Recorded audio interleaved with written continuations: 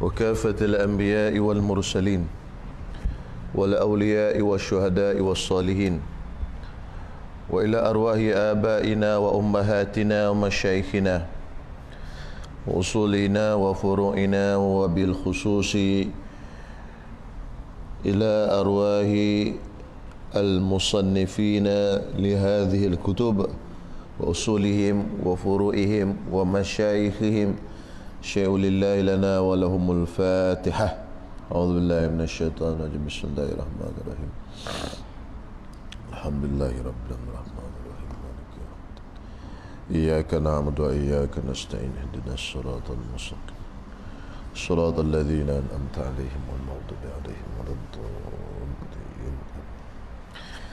بسم الله الرحمن الرحيم. الحمد لله رب العالمين والصلاة والسلام على أشرف الأنبياء والمرسلين وعلى آله وصحبه أجمعين. رب اشرح لي صدري ويسر لي أمري واحلل عقدة من لساني يفقه قولي. سبحانك لا علم لنا إلا ما علمتنا إنك أنت العليم الحكيم ولا حول ولا قوة إلا بالله العلي العظيم. Muka surat 164 Sairus Salikin. Al-jumlatu as-sabi'atu fi baqiyati a'malil hajji ba'da al-wuqufi min al-mabiti war-rima wan-nahri wal-halki wat-tawafi. Bermula jumlah, yakni perhimpunan yang ketujuh. Perhimpunan yang ketujuh ini pada menyatakan segala amal haji yang tinggal, kemudian daripada wukuf, kemudian daripada wukuf di Arafah itu. Lepas pada wukuf, apa benda kita buat lagi?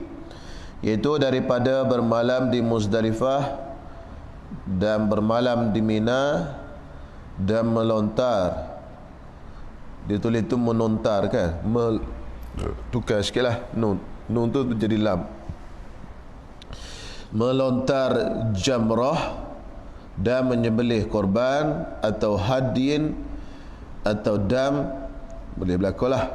Kalau tak ada dam juga sembelih korban ataupun hadin, hadiah itu hadiah, dan bercukur dan tawaf. Maka apabila berjalan daripada Arafah kemudian masuk matahari itu, maka segianya ia berjalan dengan tetap dan dengan adab, dan jangan ia berlari-lari, dan jangan ia menyakiti akan orang pada ketika berjalan itu. Dan sunat pada ketika berjalan itu membanyakkan talbiyah, pasal masih dalam ihram lagi. Talbiyah ni kita dalam ihram je kan. Bila dah ta'allu tak ada talbiyah lah, serta dinyaringkan suaranya itu. Maka apabila sampai ia ke Muzdalifah, jadi bila dah masuk matahari, lepas daripada maghrib di pada Arafah tu masuk matahari, maka pada waktu itu sempurnalah kita punya wukuf. Kemudian kita disunatkan untuk berjalan pergi ke Muzdalifah. Maka apabila sampai ia ke Muzdalifah, sunat ia membaca Allahumma inna hadhihi muzdalifatan jama'ta fiha alsinatan mukhtalifatan yas'alunaka hawaija mu'tanifatan faj'alni mimman da'aka fastajabta lahu wa tawakkala 'alaika fakafaitahu. Artinya, hai Tuhanku, inilah Muzdalifah yang engkau himpunkan di dalamnya segala bahasa yang bersalah-salahan, ini yang berbeza-beza. Padahal mereka itu meminta akan dikau akan segala hajat. Hajat tu baca tu buang titik had. tu dia jadi jajat. Hajat yang masing-masing ia yang masing-masing ia dimulai akan hajat yang baru. Maka jadikan olehmu akan daku daripada orang yang meminta akan dikau, maka engkau mustajabkan baginya, dan daripada orang yang tawakal atasmu, maka engkau kafakan dia. Baca tu kafakan dia. Kafakan dia, cukupkan dia. Orang yang bertawakal, kau cukupkan dia, kau padakan dia. Kau padaikan dia. Pada. Kafa tu bahasa Arab, Melayunya memadai. Dan wajib ia bermalam di Muzdalifah itu hingga masuk tengah malam. Lepas pada pukul 12 malam lah. Maka barang siapa keluar daripada Muzdalifah itu dahulu daripada tengah malam, maka lazim atasnya dam. Mana wajib atasnya kena bayar dam. Kena sampai daripada setengah malam. Dah duduk lepas pada tengah malam. Kata kena bayar dam. Dan sunat dihidupinya malam itu dengan berbuat ibadat. Masa duduk di Muzdalifah itu sunat buat ibadat lah. Dan sunat ia mengambil 7 buah batu. Di situ ambil 7 buah batu kerana melontar Jamratul Aqabah, untuk melontar besok. Besok hari ke-10 kan? Wukuf tu hari ke-9 kan? Masuk maghrib pergi Muzdalifah, ambil kutip batu di situ. Besoknya nak pergi melontar hari ke-10. Pagi-pagi itu nak pergi melontar. Okey? Melontar satu jamrah je, Jamrah Aqabah. Lepas melontar tu bolehlah kita bercukur. Lepas bercukur tu jadi tahlul lah kitanya, buat 2 daripada 3. Kita dah belajar dulu, buat 2 daripada 3 jadi tahlul awal. Melontar, cukur. Satu lagi tawaf. Kalau kita buat 2 daripada 3, tahlul awal. Baik. Dan sunat ia mengambil 7 buah batu kerana melontar Jamratul Aqabah, dan besar batu pelontar itu sekira-kira hujung telunjuk. Besar ni tak besar mana. Atau sekadar kacang pul. Dan makruh besar daripada itu atau kecil daripada itu. Kalau besar lagi makruh, kalau kecil daripada itu pun makruh. Okey. Kalau besar pun makruh, kalau kecil pun makruh. Okey, baik. Dan sunat membasuh akan batu pelontar itu. Bila kita ambil batu tu, sunat kita basuh, daripada takut ada najis dan sebagainya. Sekarang ni tak gotik dah batu, tak berhaji bagi siap-siap. Ambil lah.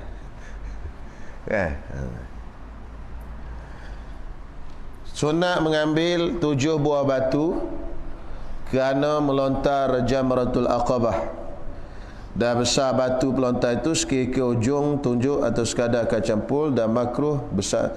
Dan sunat membasuh akan batu pelontar itu. Dan sunat ia berhenti di Muzdalifah itu masuk waktu subuh. Okey, dan sunat ia berhenti di Muzdalifah itu masuk waktu subuh. Maka hendaklah ia sembahyang subuh pada awal waktunya. Jadi mana duduk di Muzdalifah itu sampai waktu subuh sunat. Walaupun hak wajibnya sampai tengah malam je, tapi sunat duduk situ sampai subuh. Masuk subuh sembahyang di Muzdalifah. Lepas masuk subuh tu, kemudian berjalan ia hingga sampai kepada Masy'aril Haram, iaitu bukit kecil pada akhir Muzdalifah. Masy'aril Haram. Maka sunat ia wukuf di situ serta duduk di situ. Wukuf tu duduk di situ serta membanyakkan membaca zikir dan meminta doa hingga kabu-kabu. hingga cerah lah, dekat-dekat nak cerah. Kabur-kabur tu makna nampak nak cerah-cerah sikit daripada lepas subuh tu. Dan baca di situ tu, di Masy'aril Haram tu, Allahumma bihaqqil Masy'aril Haram wal Baitil Haram wasyahril Haram wal Rukni wal Maqam abligh ruha Sayyidina Muhammadin sallallahu alaihi wasallam minna at-tahiyyata wassalam wa adkhilna ma'ahu daras salam ya zal jalali wal ikram.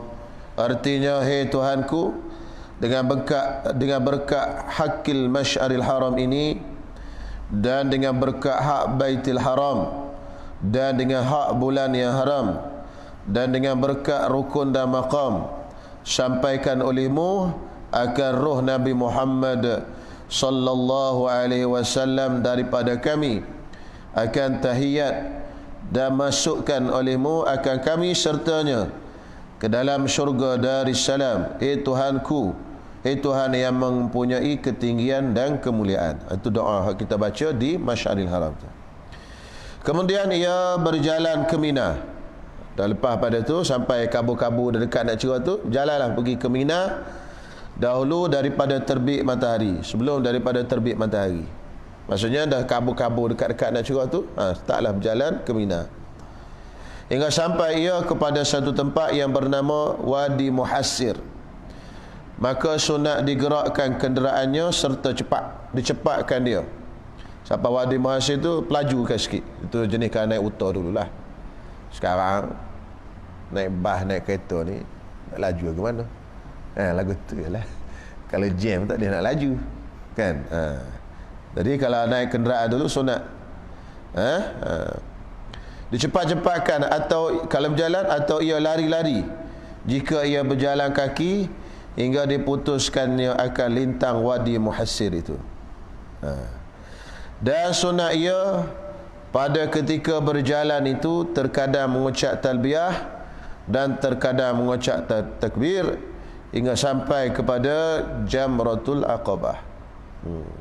Jadi masa berjalan tu sunat talbiyah sekali, takbir, kadang-kadang takbir Allahu Akbar kan, dan kadang-kadang talbiyah.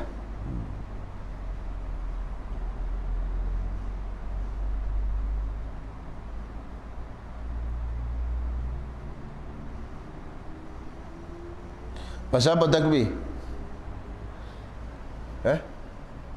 Takbir itu pasal apa? Raya 10 hari bulan Zulhijjah. Tapi bagi setengah ulama dia kata tak sunat takbir lagi. Kan? Sunat takbirnya sunat waktu itu talbiyah saja. Tapi sini iyalah tak apa lah gini. Sunat di takbir dan juga dicampur-campur antara takbir dan juga talbiyah. Kalau dalam setengah kitab fiqh tu dia orang sunat takbirnya selepas daripada zuhur. Takbir muqayyad zuhur. Kan? Lepas pada sembahyang zuhur hari 10 tu. Ni takbir mursal lah ni.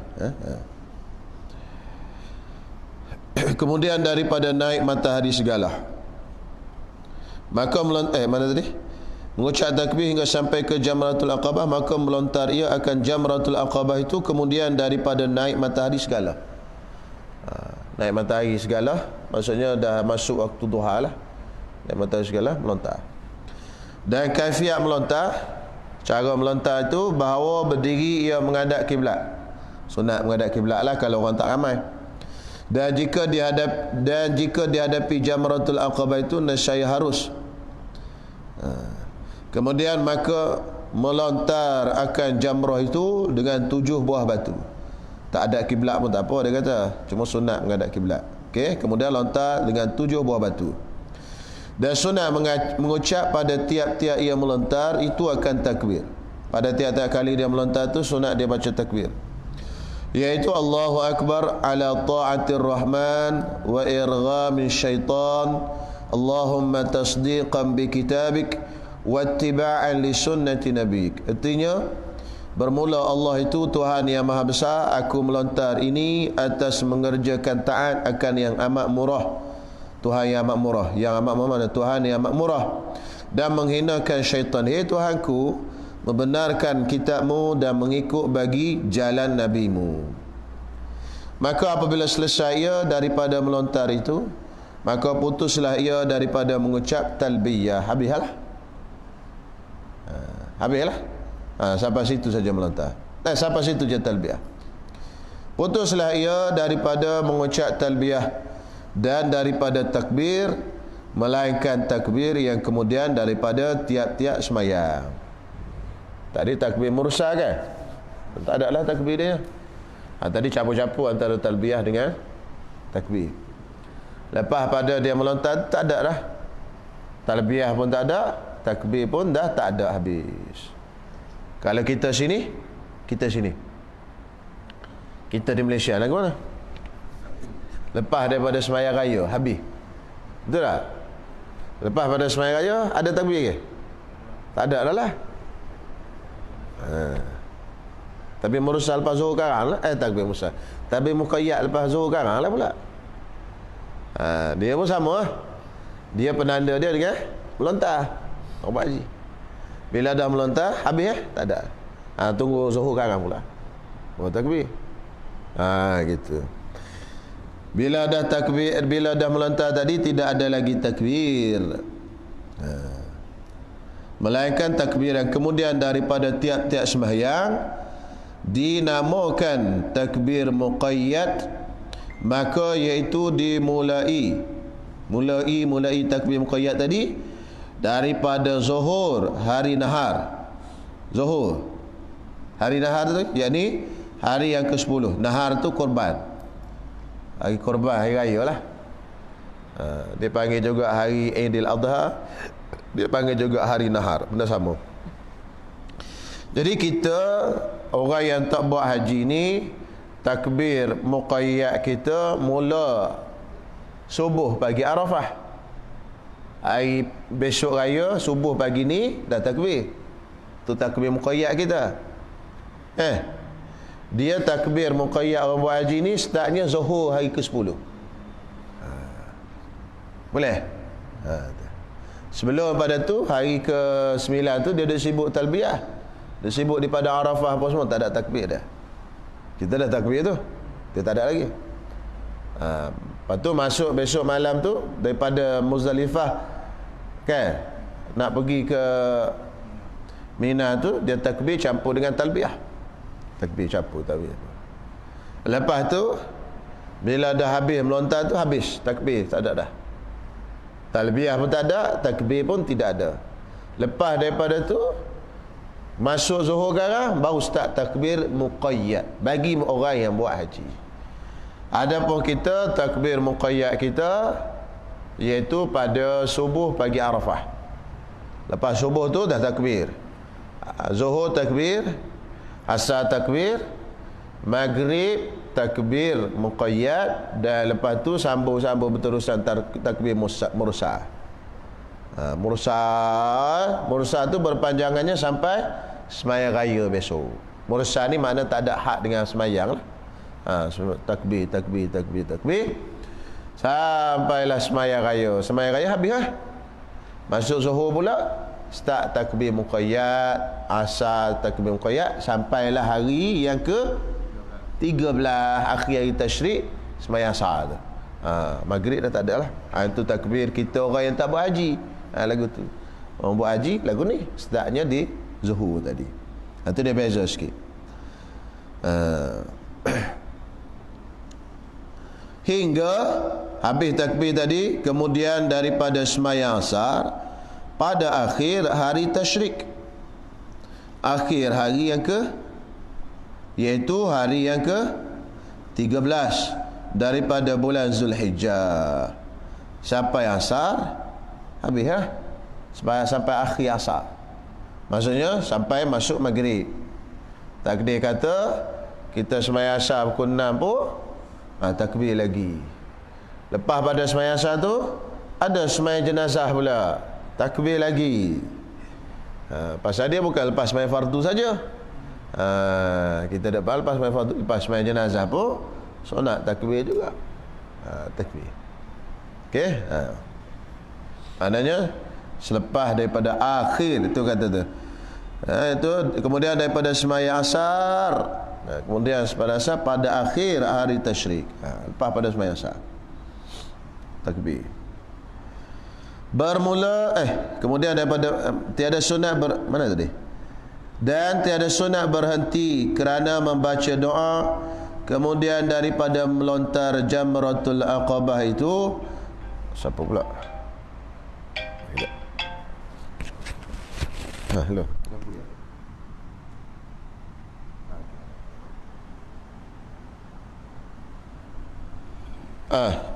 Jadi tiada sunat berhenti kemudian daripada melontar selepas daripada jamratul aqabah itu, tetapi ia meminta doa pada kediamannya itu.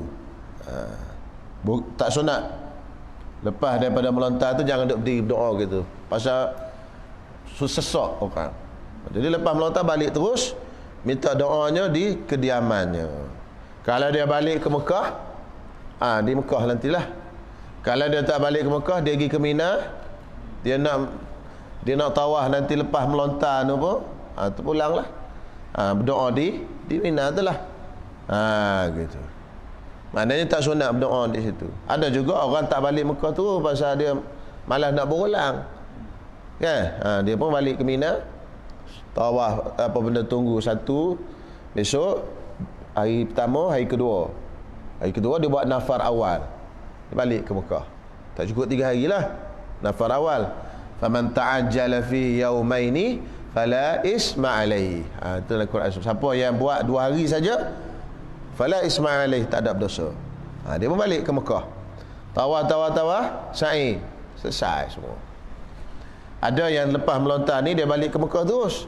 Dia tawaf, sa'i. Kalau tak sa'i lagi, selesai. Tapi ada baki lagi. Dia kena berulang alik melontar ke Mina lah. Kan? Hari ke-11, hari ke-12, hari ke-13. Kalau dia nak buat 2 hari pun boleh, 11 dengan 12 pun boleh. Dia panggil nafar awal. Kalau cukup sampai 13 tu dia panggil nafar sani. Nafar sani. Ingat tu bahasa tu, istilah tu. Nafar awal, nafar sani. Mudah je haji ni, bunyi ya payahnya. Sebutlah mudahnya, nak buat payah. Orang ramai-ramai. Dan bermula sifat takbir yang dibaca kemudian daripada tiap-tiap sembahyang itu, Allahu akbar, Allahu akbar, Allahu akbar kabira, walhamdulillahi katsira, wa subhanallahi bukratan wa asila, la ilaha illallah wahdah la syarika lah, lahul mulku wa lahul hamdu, mukhlisina lahud din walau karihal kafirun, la ilaha illallah wahdah sadaqa wa'dah wa nasara 'abdah wa a'azza jundahu wa hazamal ahzaba wahdah, la ilaha illallah wallahu akbar. Habis. Boleh.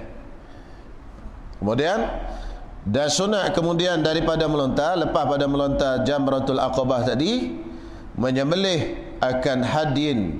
Jika ada sertanya hadin, hadin ni kita bawa daripada kampung. Itu kita bawa daripada kampung untuk persembahkan kepada tanah haram Baitullah. Itu. Kalau tak bawa tu korban. Dulu dia binatang ni dia bawa daripada tempat dia tu, dia panggil hadin. Apa Quran tu? Tak ingat dah. Tengok Quran lah. Kan? Sunat sembelih. Atau menyembelih akan korban. Korban ni biasanya binatang situ. Hadiah ni kita bawa lagi daripada kampung. Dan sunat menyembelih ia dengan sendirinya. Sunat kita sembelih sendiri. Sunat kita sembelih dengan tangan kita sendiri.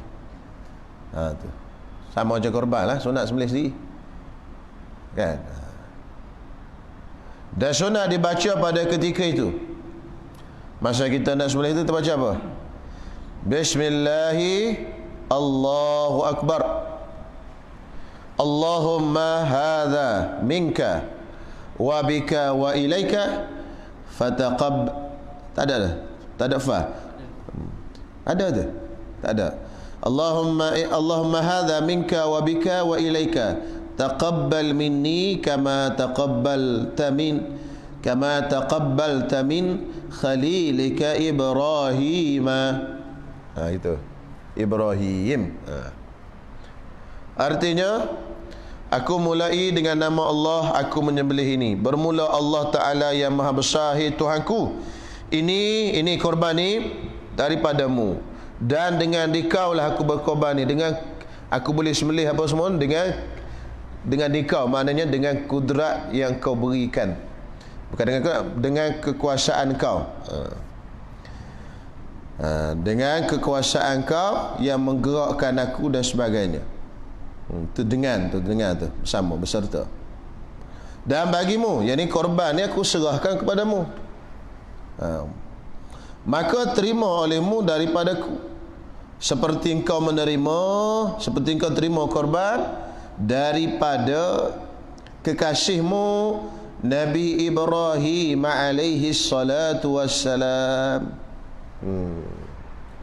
Boleh? Itu bacanya. So nak baca selawat sebelum tu.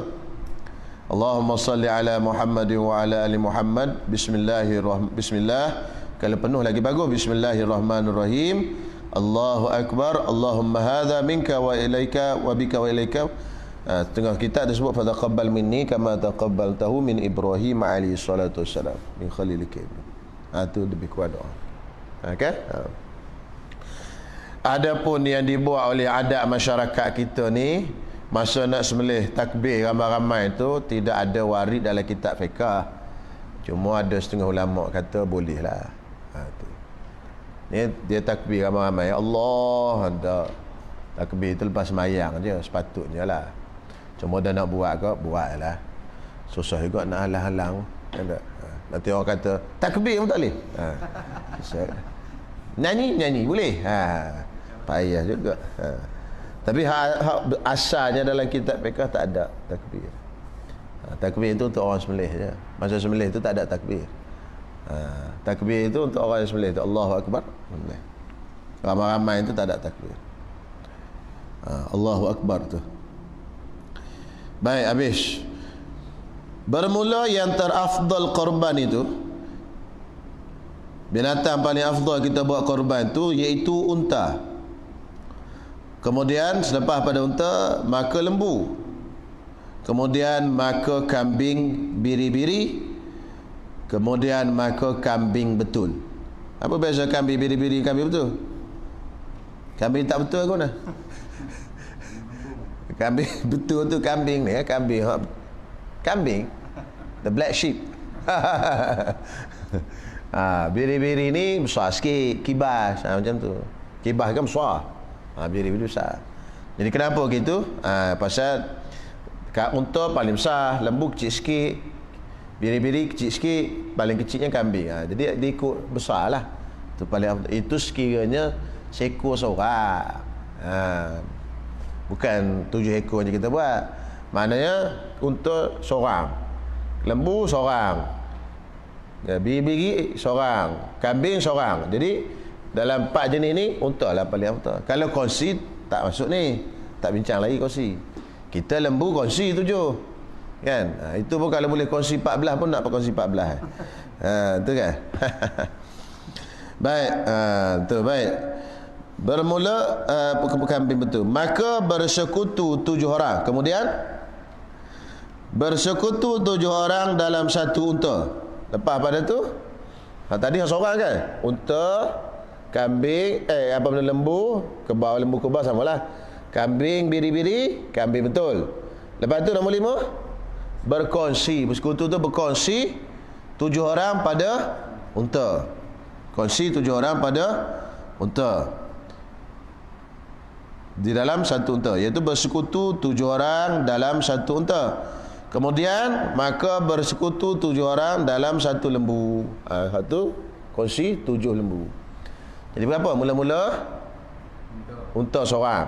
Okey, nombor 2 lembu atau kebal seorang. Nombor 3 Okey, biri-biri, kibas. 4, kambing. 5, bersekutu unta. Kongsi unta. 7 orang.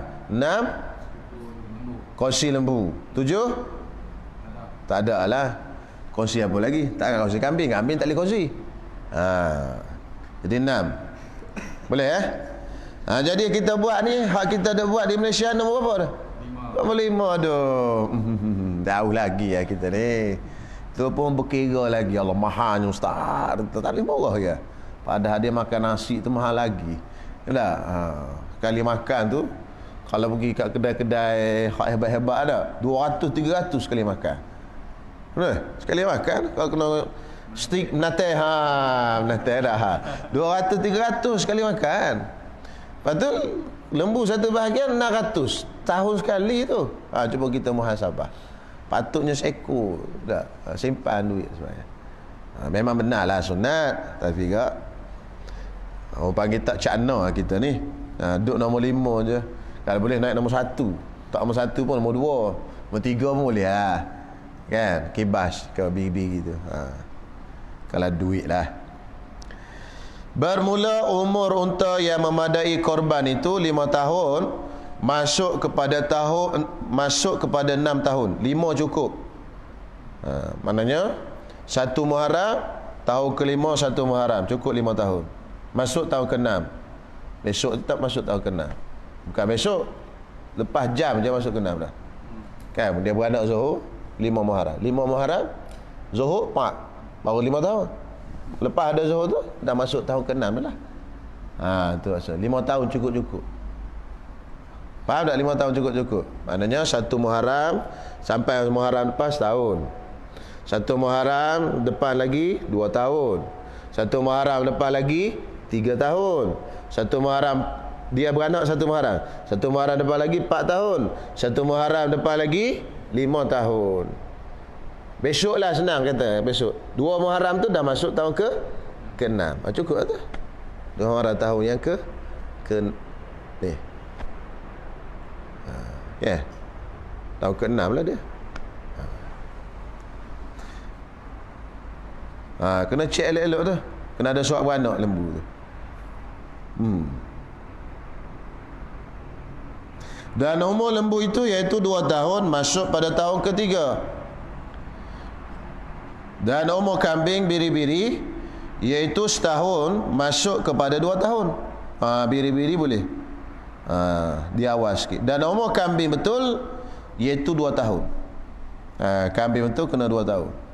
Kalau biri-biri dia cepat sikit. Setahun boleh dah. Iaitu 2 tahun, masuk pada 3 tahun. Ini pada mazhab Imam kita Syafi'i rahimahullah ta'ala. Adapun pada mazhab Imam Ahmad bin Hanbal, seperti yang disebutkan oleh Sayyidi Syekh Abdul Qadir Al-Jilani di dalam kitabnya yang bernama Ghunyah itu, maka umur kambing kibas yang memadai akan korban itu 6 bulan. 6 bulan boleh dah. Dan umur kambing betul itu setahun. Kita mazhab kita umur kambing betul mesti 2 tahun. Kalau kibas tadi, biri-biri tadi mesti setahun. Dalam mazhab Imam Ahmad bin Hanbal 6 bulan pun boleh. Kalau kambing betul setahun pun dah boleh. Kepada 2 tahun. Dan umur lembu yang memadai akan korban itu yang sempurna 2 tahun. Mazhab kita kena 3 tahun kan? Lembu 2 tahun. Dan umur unta yang memadai akan korban itu sempurna 5 tahun. Demikianlah yang disebutkan oleh Sayyidi Syekh Abdul Qadir Al-Jilani di dalam kitabnya Ghunyah. Jadi maknanya mengikut Abdul Qadir Al-Jilani ni senang sikitlah. Senang sikit untuk apa? Untuk berkorban bagi kambing dan biri-biri, pasal umur dia cepat sampai. Adapun mazhab kita kambing dan biri-biri lambat sikit. Jadi 6 bulan tu boleh buat korban dah. Mazhab Imam Ahmad bin Hanbal. Bolehlah taklid. Tapi duduk diam-diam lah. Misal kata kita ni tersembelih lah. Gigi tersembelih dah. Kita pun tak cek masa sembelih tu. Tanya. Kambing ni tak cukup umur lagi Ustaz. Sudah kita. Baru 9 bulan. Kita pun bibi mutton biasa kan bigi ya. Kambing betul ni mahal tak? Biasa jual mutton. Kita pun teringat mengaji Syairul Salikin tu mazhab Ahmad bin Hanbal boleh. Okey diam sudah, relax. Kan? Ni jangan bising-bising. Benda pelik-pelik ni diam-diam sudah. Macam jumpa duit dalam bandar kat bising, rugi Ada diam tu, ada kat call-call yang boleh kata boleh ambil. Dah bising, mufti keluar fatwa saja. Kan? Itu benda ni kadang-kadang tak boleh nak bising sangat. Memang betul lah luqatah tu apa semua. Ada mazhab yang kata boleh. Kan? Dia diam-diam dulu, patutnya tanya telefon dulu Ustaz Zaki dulu. Macam mana? Boleh? Boleh. Ustaz kata boleh lah kan. Tapi pagi sikit. Macam tu gitu. Ni pun samalah, kita buat ada diam sudah. Yang penting kita ada ilmu. Sama juga kita nak korban dengan ayam. Ada mazhab yang kata boleh korban dengan ayam. Berdasarkan kepada hadis Nabi SAW, man raha ila al-jum'ati fi sa'atil ula fa ka'annama qarraba badanatan. Siapa yang pergi sembahyang Jumaat pada saat pertama macam dia korban seekor unta. Saat kedua lembu. Saat ketiga kambing. Saat keempat ayam. Saat kelima ada satu riwayat tambah uspur, burung ciak. Saat keenam telur. Jadi ulama kata kan Nabi kata boleh korban. Fa ka'annama qarraba korban. Korban apa? Ayam. Boleh ayam. Jadi ulama ambil daripada dalil hadis tu, dia kata boleh korban ayam. Faham di situ. Itu ada mazhab yang kata boleh korban ayam, yang burung pun boleh kata. Jadi kita duit tak ada ke? Pergi pasar burung beli ayam seekor boleh. Tapi dia diam sudah. Aku korban ayam tadi. Tak pasal orang kata dah gila aku. Makin mengaji makin gong kata. Padahal dia gong, dia tak tahu. Itu lah. Benda-benda ni ada boleh kita cerita kat orang. Bukan semua benda boleh. Kan? Macam dalam kitab ni. Banyak benda ni. Kalau cerita kat orang, dia kata, yo kau tak tahu. Pasal dia tak mengaji. Dan sabda Nabi SAW kata,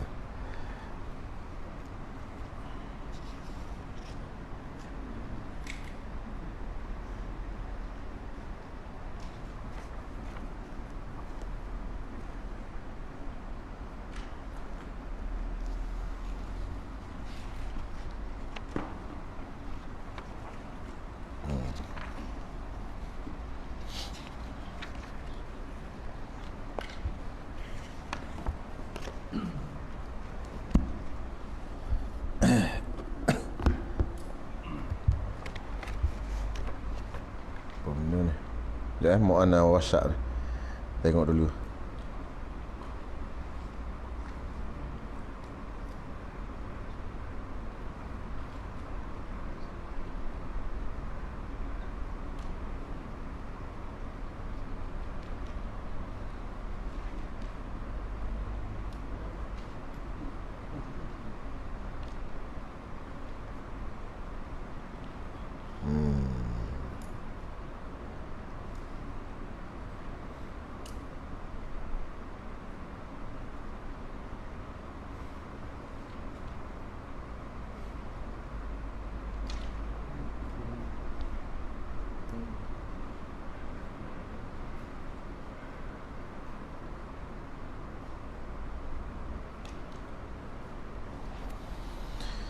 Allah.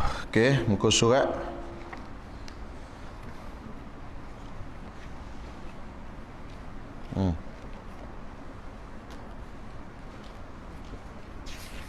Tak mana?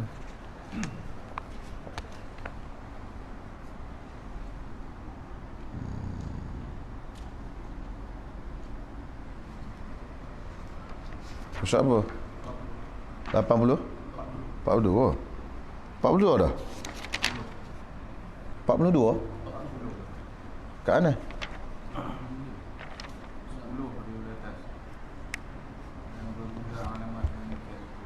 10. Betul ke 42? 40? 40. Dengan 42. Bermula alamat yang demikian itu. 10 pada atas. 3, 4, 5, 6, 7, 8, 9, 10. Okey, tepi tu bermula alamat yang demikian itu.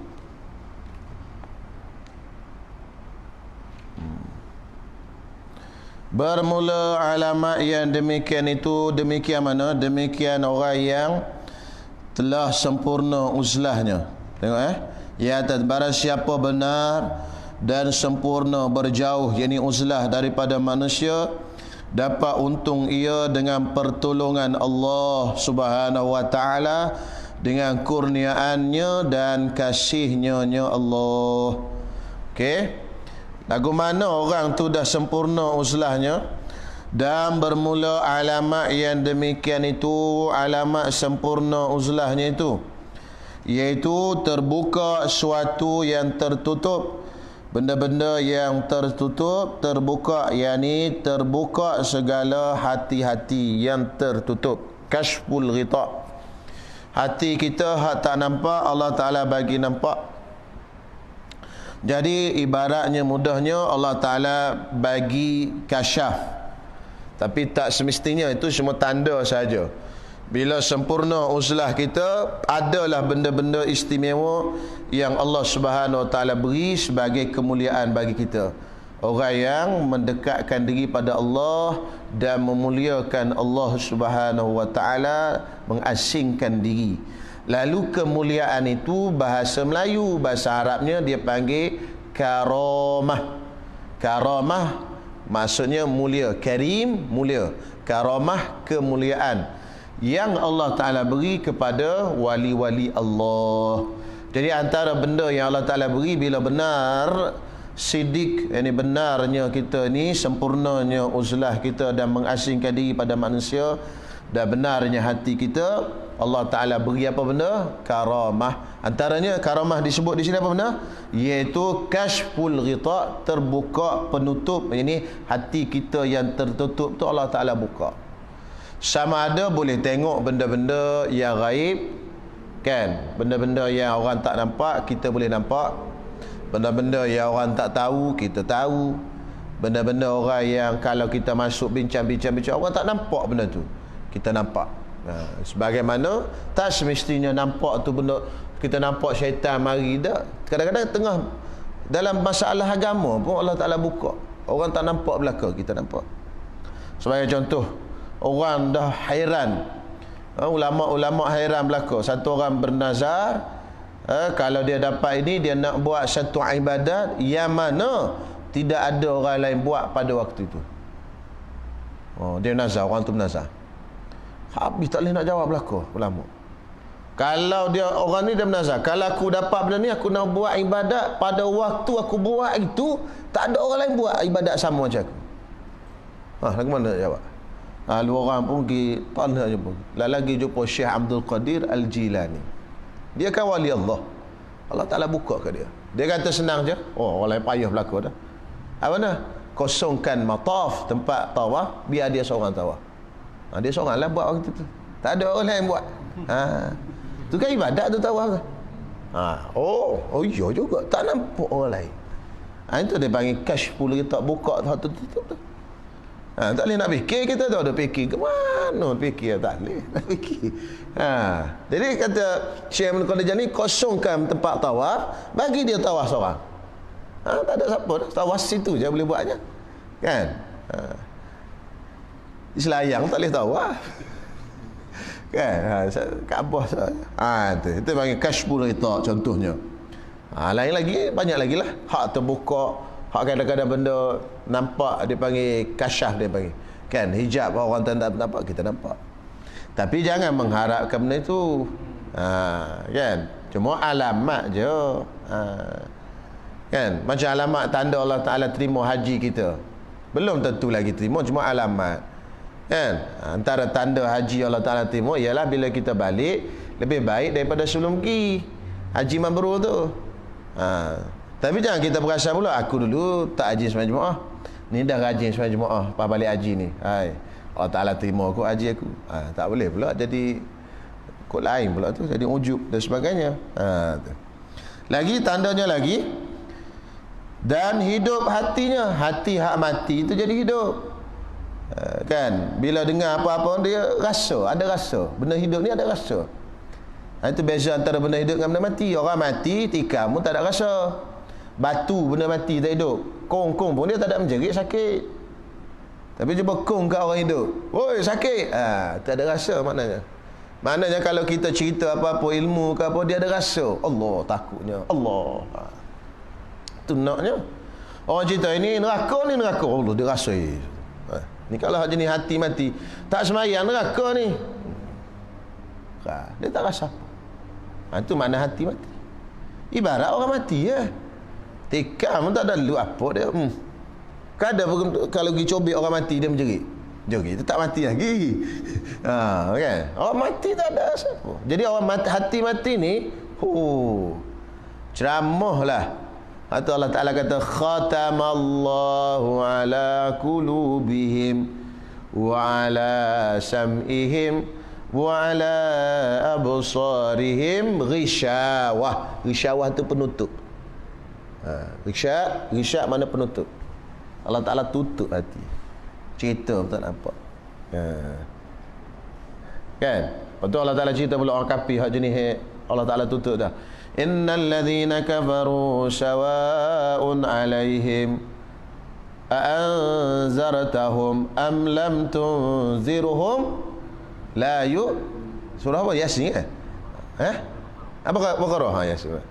Orang kafir ni sama dia. Anzartahum bagi ingat ke? Am lam tunzirhum tak bagi peringatan apa? La yu'minun.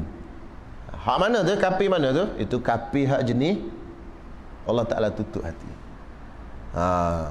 Cerita apa pun tutup tak dengar. Tapi kalau Allah Ta'ala nak bagi boleh je. Jangan kita pakai ayat ni, tak payah berdakwah orang kafir. Allah Ta'ala dia apa benda? Tutup dah hati. Tu. Jadi hati dia jadi hidup, boleh terima. Jadi kita nak tu lah hati hidup. Sebab tu kita kena rajin beruzlah. Uzlah ni masa mengasingkan diri. Duduk sekejap, bangun malam-malam, tanya. Kan siang kan sibuk. Malam pun sibuk lagi awal malam. Anak ada lagi isteri apa, dah tidur semua tu kita bangun lah. Time tu hati kita hidup tu. Bangun tak apa, sekejap tak apa dah. Bangun boleh 5 minit, 10 minit. Ingat Allah Ta'ala. Hidup hati. Tu time tu menghidupkan mati. Tu dia uzlah kitanya. Nak hidup dalam bukit tu tak boleh. Kan kita ada tanggungjawab banyak, ada anak lagi, ada isteri tinggal, haram pula meninggalkan mereka tanpa nafkah. Kan? Itu je uzlah kita boleh kita buat senang. Ya, bulan Ramadan ekstra sikit, banyakkan duduk masjid. Mengasing. Itu uzlah dah tu. Intikaf tu masuk dalam uzlah lah. Baik, seterusnya. Itu artinya dan sungguhnya kasih ia kepada suruh Allah Ta'ala, dan dia pun suka kepada suruhan Allah Subhanahu Ta'ala. Bila dah benar uzlah dia tadi, itulah tanda dia. Okay, habis selesai tu. Kemudian kata dia lagi, saudaraku, hendaklah atas engkau, ini wajiblah atas engkau, wajib dalam ilmu tasawuf ni lah.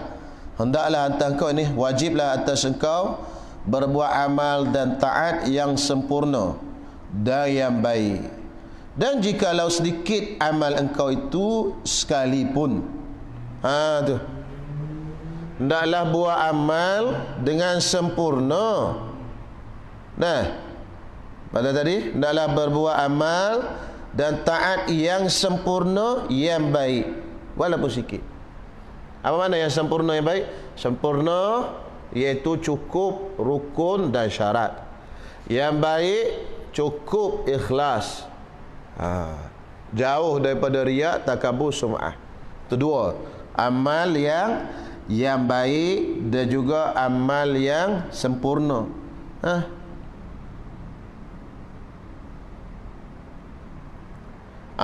Sempurna tadi iaitu sempurna rukun dan syarat. Baiknya cukup ikhlas. Jadi kena ada dua lah, ilmu fiqh dan juga ilmu tasawuf. Barulah sempurna dan baik. Kalau fiqh saja sempurna tapi tak baik, Kalau tasawuf saja baik, tapi tak sempurna. Tak boleh juga. Nak hal sempurna tak baik. Tu payah tu. Mana dalilnya? Innal ladzi apa dah? Alah.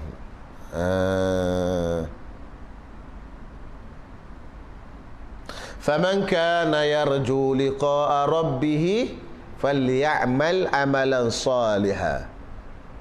Betul? Wala yusyrik bi ibadati rabbih ahada. Falyamal amalan salihan, amal soleh, cukup sempurna amal soleh tu. Cukup rukun syarat. Wala yusyrik bi ibadati rabbih ahada, jangan syirik pada Allah Taala, maksudnya tu hak baik tu. Ikhlas. Duduk situ tu. Dua syarat tu. Pertama sempurna, soleh, amal soleh, cukup rukun, cukup syarat, tak buat benda batal.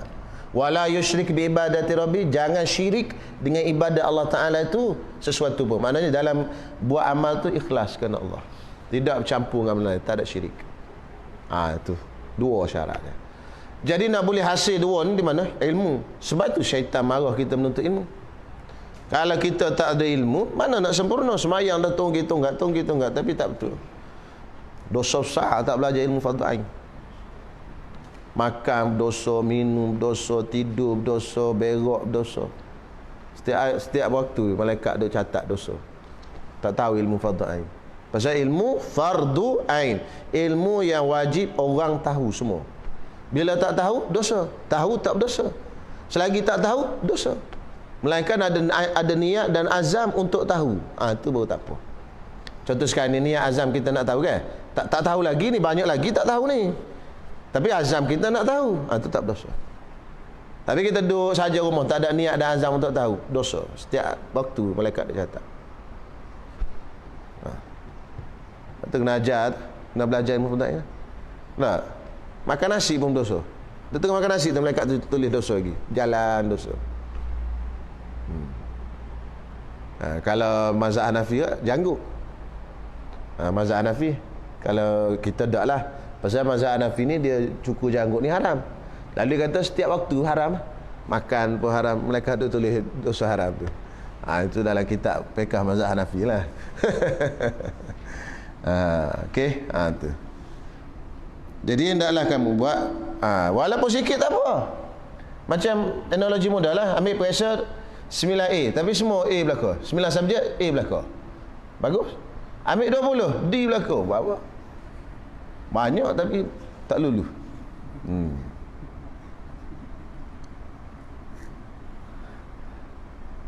Dan jangan engkau banyak berbuat amal dan taat yang tiada sempurna dan tiada baik.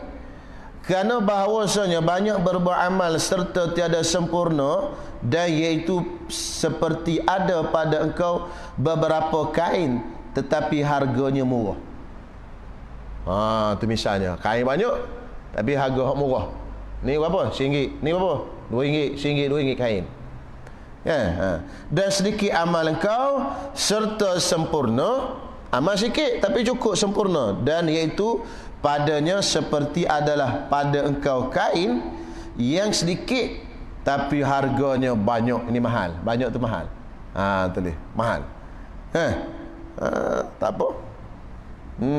Kain sikit tapi mahal. Boleh jual 2 helai pun jadi dah.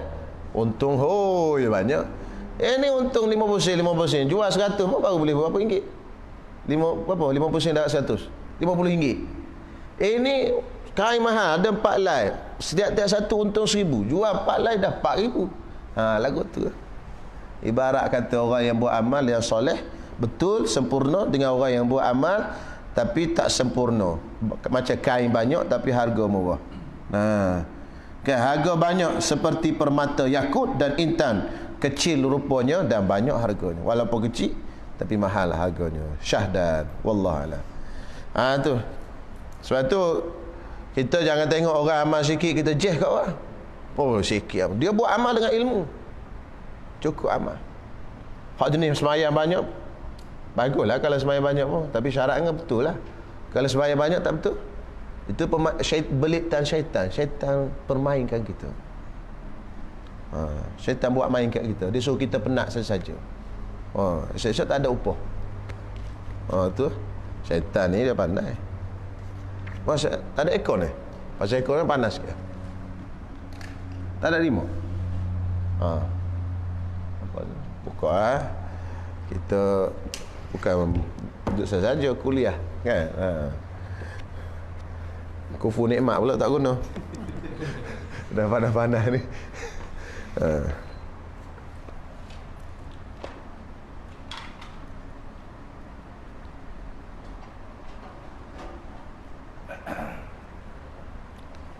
Terkejap. Yes.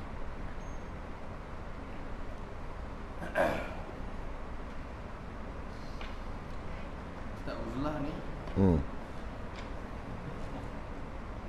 Ya. Minimal dia bangun 2 rakaat. Boleh je, lagi banyak lagi bagus.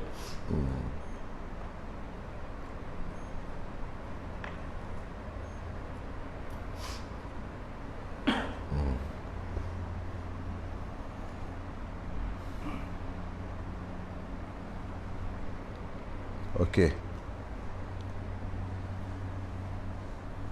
Mana? Muka surat 148. Bawah sekali. Dan lagi nisab pada seumpama padi, iaitu beras yang dengan kulitnya. Kalau kita ukur dengan kulit, nisab dia 10 ausuk. 10 ausuk yang suci. 10 ausuk itu daripada jeraminya dan tangkainya. Jerami tahu? Batang tu lah, batang padi tu. Takut ni orang-orang moden tak tahu jerami apa. Dan tangkainya. Mana beras biji padi saja. Okey?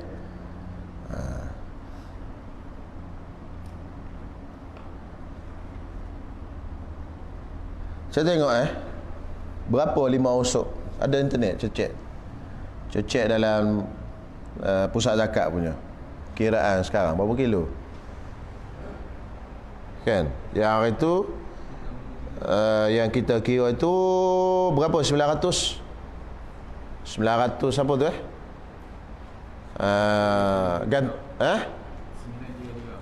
933 liter kan? Liter. Betul. Tu ada satu pendapat lah. Tu 933.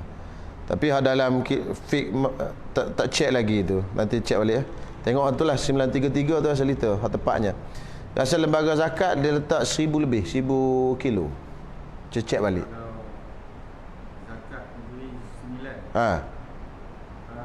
5 ausuk bersamaan dengan 363 gantang bersamaan 1306 kilogram. Atau 1.306 tan. 1003 lah. Banyak Malaysia ni pakai 1000 lebih lah. Hak kita kira itu 900 liter kan. Maknanya lebih kurang 900 kilo lah. 1 liter 1 kilo kan. Pada asasnya gitulah. Tapi hak pakai zakat negeri-negeri Malaysia ni banyak 1000 lebih. Kita pakai itulah senang fatwa Malaysia lah. Tak payah pakai fatwa negara Arab lah kan. Pakai fatwa Malaysia. Jadi 5 ausuk tu samaan dengan catat samaan dengan kalau majlis fatwa negeri Sembilan tu 363 gantang 363 gantang bersamaan dengan kilonya 1306 kilogram. 1306 kilogram. Tu. Maknanya kita tuai padi, zakat padi tu padi. Kita tuai padi dapat 1006, kena bayar zakat sebanyak 1/10 kalau guna air free. Kalau air jenis kita kena bayar, kita beli air tu, air macam ni lah, bayar isi padu rumah kita tu, itu kita keluarnya 1/20. Jadi bagi 20 kan, dapat satu bahagian tu. Tu. Kalau air free 1/10. Yang kita bayar hasil air tu, itu bukan bayar air. Itu hasil je. Kerajaan minta hasil pada kita, hasil air. Pada bayar air, bukan bayar air. Bayar air ni macam rumah kita ni, kira isi padu semua. Tapi biasanya Biasanya lah padi ni tak ada bayar air dah. Air kalau Kedah Mada air free je, bayar hasil tu ya. Kalau Kelantan Kada air sungai Parit tu, tak ada kena bayar apa.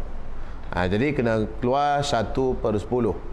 Jadi keluar 1/10 daripada tadilah 1306 kilogram tadi minimalnya. Kalau kita tuai-tuai padi tak dapat 1306, maka tak kena zakat lah untuk tuaian tu. Tapi dia kena campur dalam setahun. Pasal zakat ni kira haul tahun.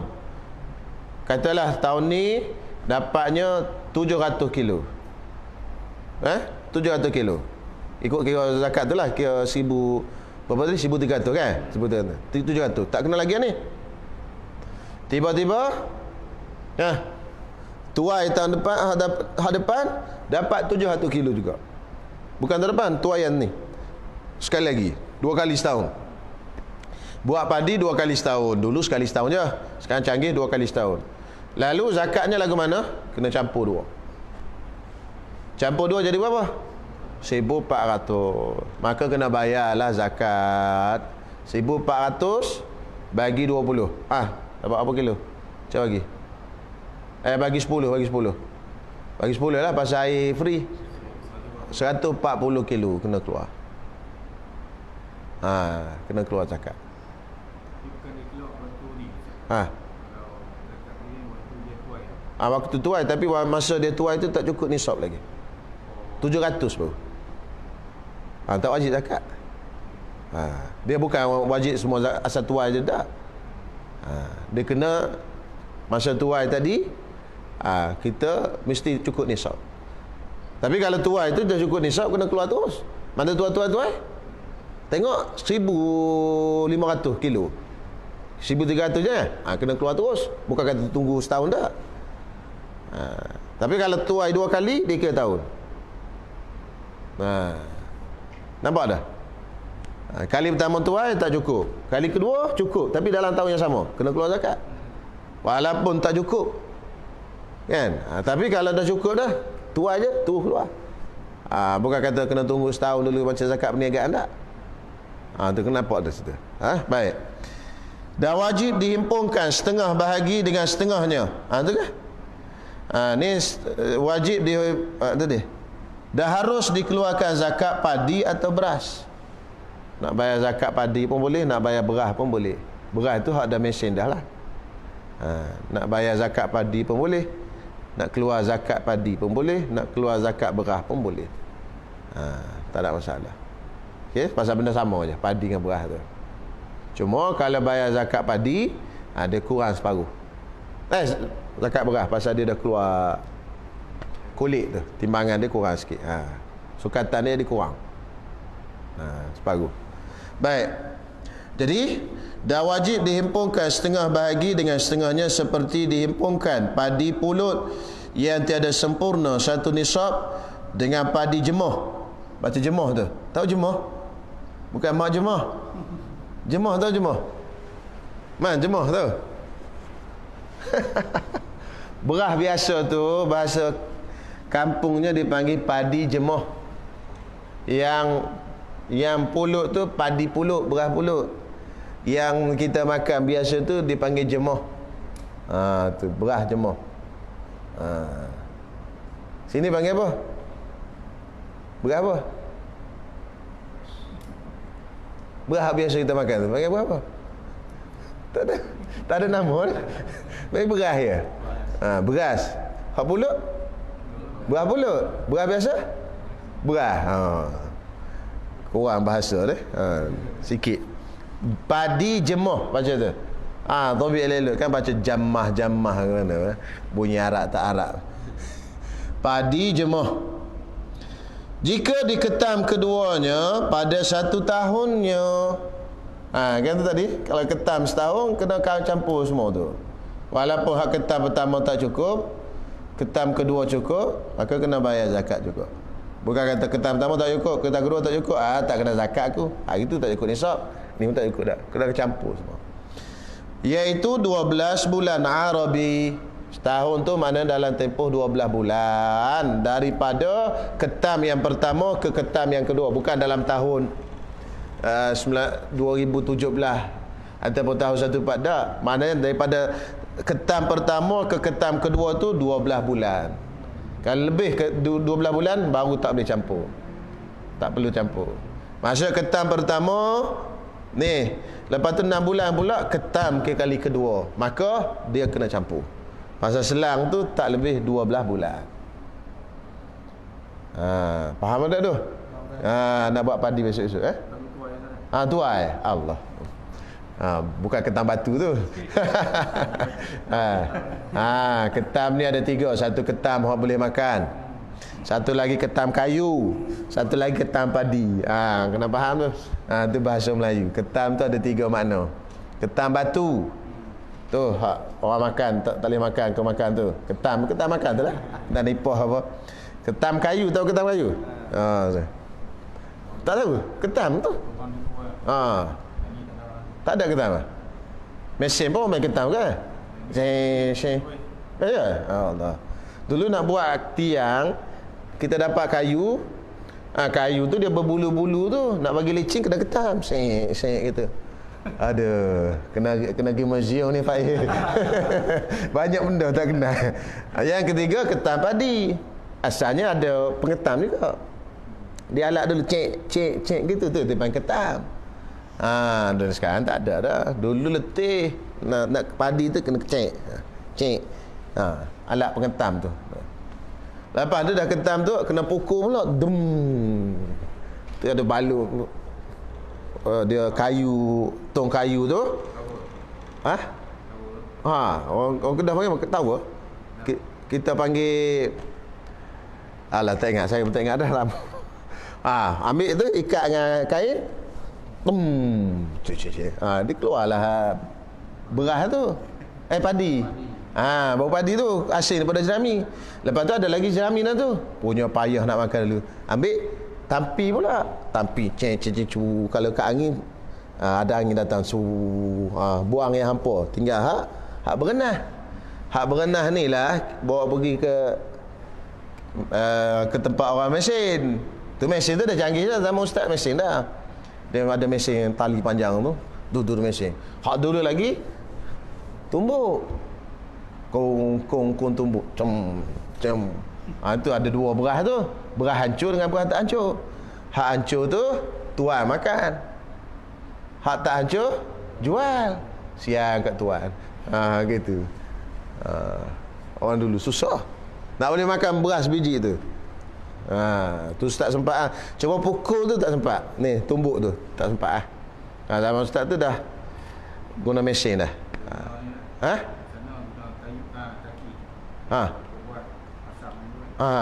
Tumbuk tu dum tu besar. Tu tangan lenguh dah. Tangan macam pukul ya. Pukul padi. Pukul padi ya. Tak sempat tu, saya tak sempat tu. Kampung saya dah masa tu dah tak ada dah. Ada mesin dah.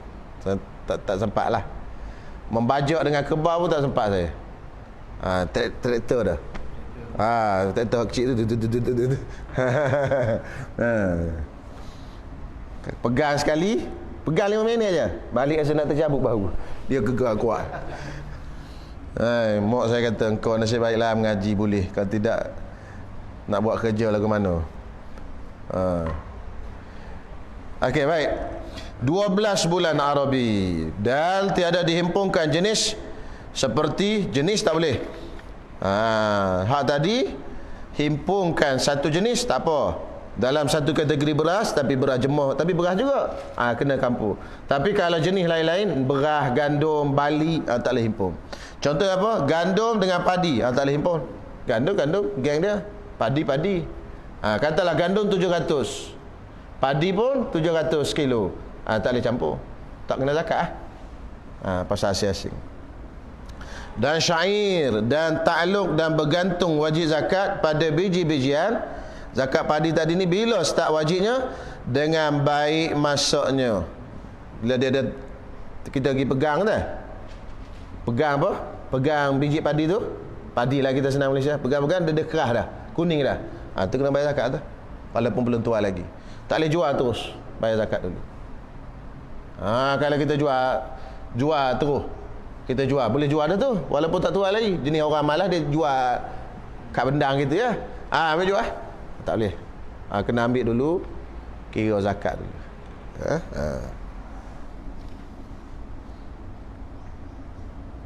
Dan keras bijinya, tetapi tiada sah dikeluarkan pada ketika itu, hanya dikeluarkan kemudian daripada ketamnya. Tak boleh keluarkan masa tu, pasal kita tak tahu jumlah banyak mana. Kena ketam dan mana tadi, dan disucikan daripada jeraminya dan romannya. Tahu roman? Jerami tu besar, roman tu kecil-kecil tu, daun-daun halus-halus tu. Buang semua, bersih betul lah gitu. Nantilah kena pergi bendang sikit. Tak, kita buat lawatan ke Sungai Besar, Selangor. Kalau Selangor tengok bendang, tunjuk ni jerami, ni roman, ni biji beras, ni ketam. Kan. Baik, disucikan daripada jeraminya dan romannya. Maka apabila baik masaknya dan keras bijinya, haramlah bersedekah daripadanya. Tak boleh sedekah lagi lah, pasal tak payah zakat lagi, kan? Atau dijadikan daripadanya upahan orang yang mengetam, tak boleh upah lagi. Kena keluar zakat dulu. Hak lebih tu baru kita punya, hak tu baru boleh buat upah kalau orang mengetam. Dulu jenis upah beras, duit tak ada kan dulu. Atau dimakankan daripadanya sebelum lagi dikeluarkan zakatnya. Tak boleh makan lagi, kena bayar zakat dulu. Itu. Okey. Sama ada kita ketam dengan jentera pun gitu ke. Ketam pun masuk dalam lori, bayar zakat dulu. Timbang. Lori jentera ni dia tahu dah berat. Saya rasa dia ada timbangan dia dah. Berapa dah? So asing dulu. Naik atas lori tu kira terus lalu. Bagi 10 je. Dapat berapa? Suruh dia tuang dulu dalam lori. Berapa banyak? Hak lain tu bawa pergi nak jual apa? Hak tu kita kena bayar zakat. Tu. Jadi boleh tak bayar zakat dengan harga? Eloknya bayar dengan padi lah. Pasal mazhab kita bayar dengan barang tu. Dengan harga ni khilaf. Mazhab kita tak boleh. Dan wajib zakatnya, zakat bijian tadi, makanan yang mengenyangkan tadi, yakni zakat biji-bijian itu apabila sempurna nisabnya tadi 5 ausuk, 1 unsyur 1/10. 1 unsyur ni 1/10. Yakni dibahagikan biji-bijian itu 10 bahagian dan dikeluarkan daripada 10 bahagian 1 bahagian zakatnya. Maka qadar yang tersebut itu jika dibuat akan tanaman itu dengan air hujan atau air yang turun dari gunung atau mata air atau air sungai umpamanya, sekira-kira tiada dengan usaha. Tak ada dengan usaha dan tak ada dengan bayar. Dan setengah usyur ni 1/2. Setengah tu 1/2. Usyur 1/10. Jadi 1/2 darat 1/10 jadi 1/20. Setengah usyur tu maknanya 1/20. Jika ditanam dengan usaha dijirus dengan umpama dulab tu ni kincir, dengan dhammah dalnya iaitu pengisaran. Kisarlah kincir air. Sama ada yang mengisarkan dia binatang atau manusia. Ada usaha, ada penat, kan? Binatang pun ada kincir yang gerakkan kincir tu binatang. Pernah tengok kincir? Tak tengok? Kincir air. Jadi dia ni kan sungai, dia pun tolak air masuk dalam tu, turun ke bendang. Itu zaman dulu lah kincir air. Ataupun yang gerakkan kincir tu binatang lah, banyak orang tak kat mana lah kan nak geraknya. Jadi biasanya kincir ni binatang lah. Dia tak binatang, batang tu pusing berjalan. Kalau dia berhenti tu ada piak jalan. Dia tutup mata. Pasal dia pusing bulatan. Pening. Kalau tak tutup mata pening dah. Pensan kuda tu tadi. Atau diangkut air dijiruskan dia. Adapun jika ditanamkan dia dengan usaha pada setengah masa dan dengan ketiadaan usaha pada setengah masa. Jenis campur. Setengah kadang-kadang guna usaha, kadang-kadang air datang sendiri, maka dikirakan atas kadar masa keduanya. Maka jika masa menanamkan tanaman itu hingga masaknya adalah 8 bulan. Kalau tanaman itu daripada start tanam sampai masak 8 bulan, maka berhajat pada dijirus dengan usaha 4 bulan. Dan maka yang wajibnya itu 3 rubuk usyur juga. 3 rubuk usyur. 3 rubuk 3/4. 3/4 usyur 1/10. 3/4 darat 10 apa? 3/40. Betul 3/40?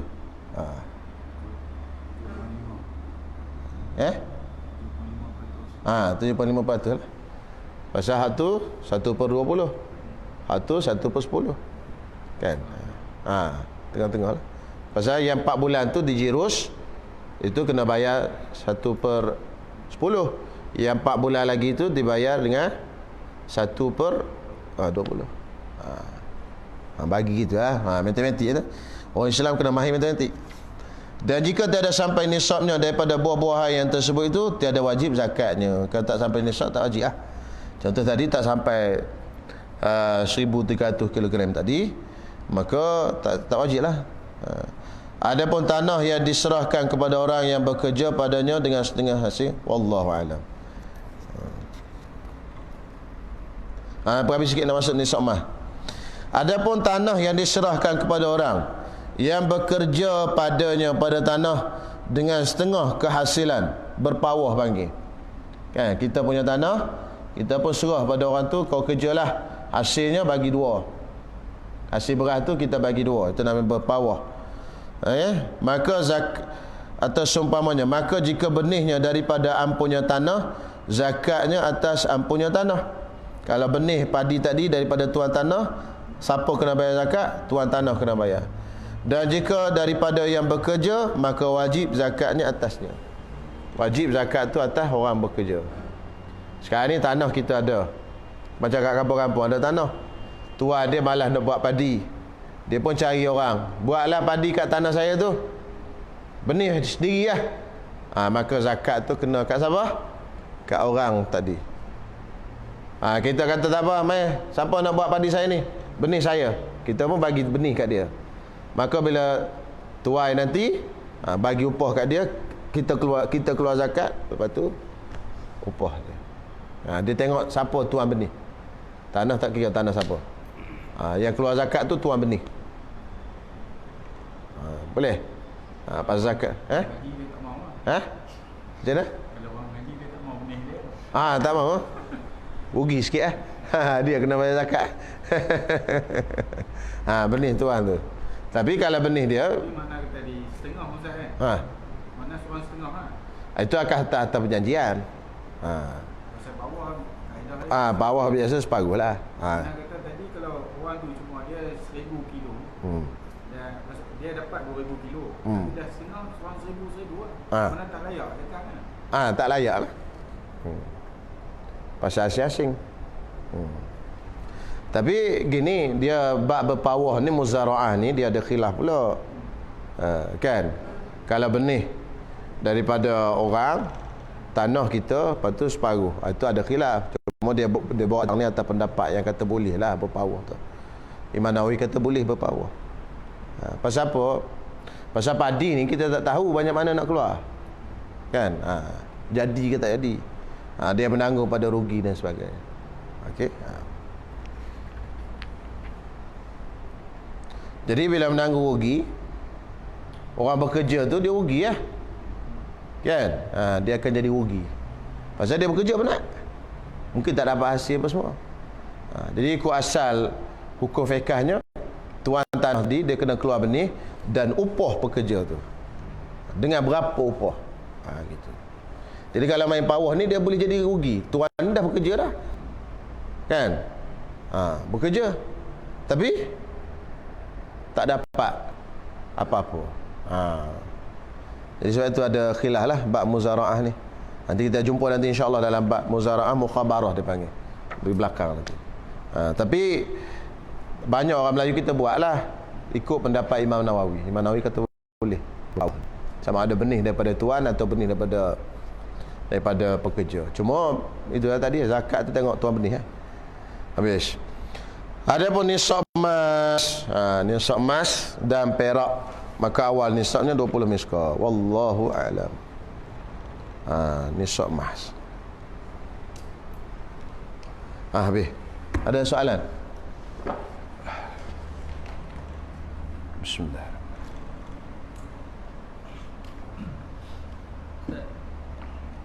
Kalau satu orang tu dia beriman pada Allah, beriman pada Rasul, malaikat semua. Tapi dia tak syahadah kan. Esok di akhirat dia kekal neraka saja. Okey. Pada orang yang tak berlafaz syahadah tapi dia beriman, percaya hatinya, berlaku khilaf. Pada setengah ulama mengatakan cukup wan nutqu bisyahadataini khulfun. Bercakap, mengucap, menuturkan dua kalimah syahadah ini berlaku khilaf di kalangan ulama.